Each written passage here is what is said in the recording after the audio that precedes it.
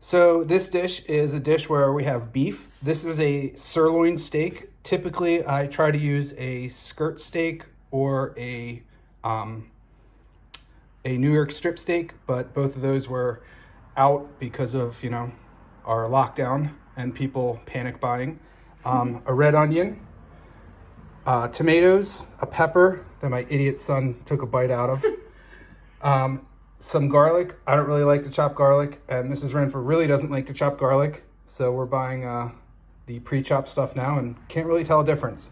Cilantro, and here are some fries. So we're gonna cook the fries in an air fryer. If you don't have an air fryer, I highly recommend it.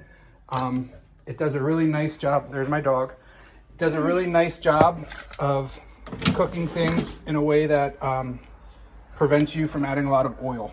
So, Ms. Renfer, if you can help me out here. Absolutely. So give that a little shake.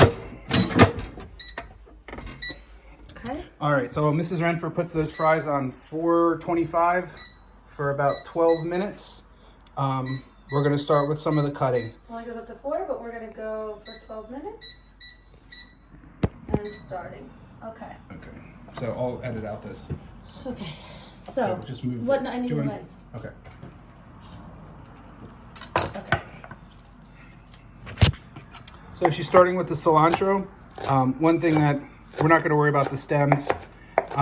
One thing that people like to do is roll their herbs. You can't really do that with cilantro. I did it the best I could, though. No, what you did is fine. Okay.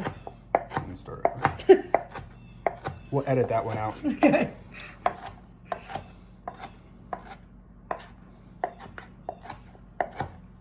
Okay.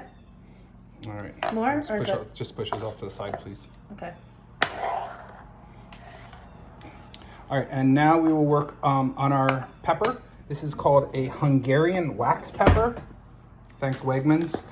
It's just a pepper with like mild heat. So it's not spicy, but it's also not like really too mild. So we want a little bit of heat. Yes, a little bit of heat, not too much. Here's a quick science lesson. A lot of people think that the seeds are what make a pepper spicy. It's actually the part that the seed lays in, like this white part. It looks like the pith of a lemon, but it's different. Okay. It's called I forget. But that's the spicy part, not the seeds. A common pepper misconception.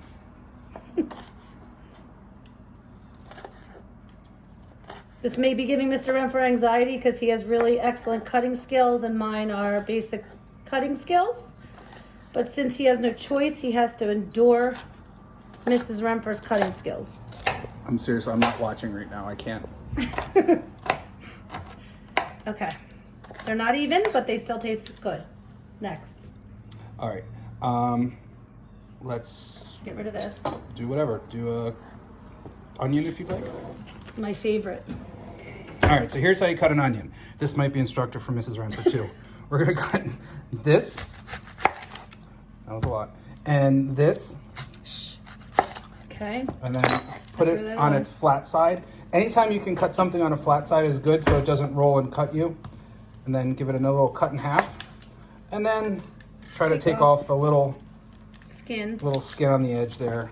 And that makes a lovely little onion to continue cutting with. As long as the person doing it can actually... Mrs. Renfer likes to bite her nails, so she doesn't really have nails right now. And she can't go to a nail salon because it's closed. So this is what we're working with. So she's going to have to deal with these stubby little nails. Yes, that Mr. Renfer likes to say look like a fourth grader or fifth grader. Yeah, yes. Yeah. Okay. All right, so now Mrs. Renfer is going to make one cut across here. Come here. And then we're going to cut about 1/2 inch slices for the rest of the onion. We don't want them to be too small. We still want them to be a little firm when we eat them. Mr. Renfer won't let me wear onion goggles, which will protect my eyes from burning as they are right now, because he thinks I'm a dork, but I would very happily wear onion goggles so that this tearing that's happening would not happen to my eyes. There's no onion goggles allowed in my kitchen. All right. All right, let me air out. So one important thing that you should do when you're cooking, notice that we've only been cutting vegetables here and our steak has been sitting in a different container. You can't cut meat and vegetables on the same cutting board because you can transfer something like salmonella if you're dealing with chicken. And I think something like 70% of all chicken has salmonella on it. So you have to be really careful. Beef could have E. coli or some other bacteria. So we're gonna cut it on a separate cutting board right here. And I highly recommend having these. We're gonna cut on the regular cutting board, but we're gonna do it with one of these plastic cutting boards that kind of acts as a shield to keep the meat juices away. And Mrs. Renfer, right now, her eyes are running and her nose is running, so she's in there blowing her nose. No, my eyes.